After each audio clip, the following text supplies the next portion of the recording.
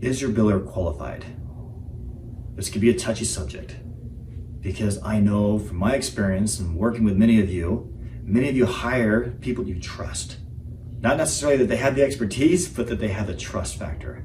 And in my opinion, you need both. You need trust and the expertise.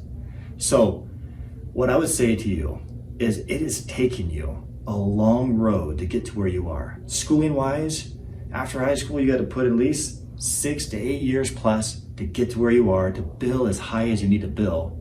Believe it or not, what's sad is that's the beginning. You can see as many patients as you want to see, but unless you collect it, you didn't receive any of it.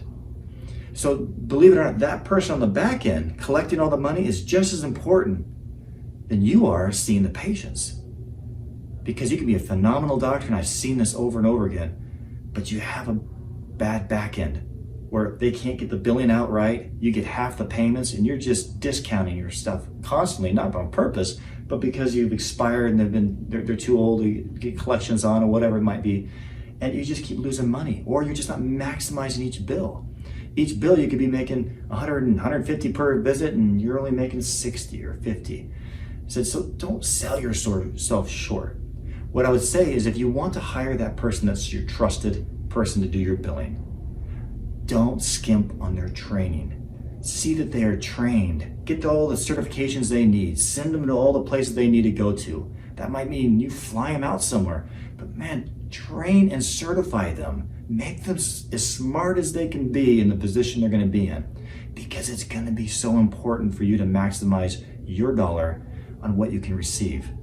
And what you do is awesome and valuable work, but don't sell yourself short.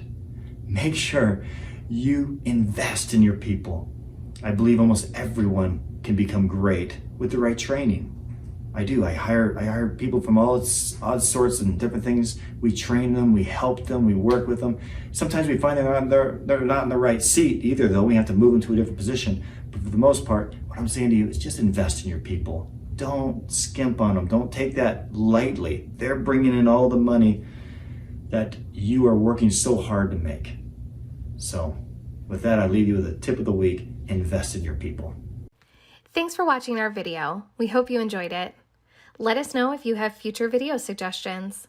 And as always, call us with any of your Medisoft needs. We'll be happy to help.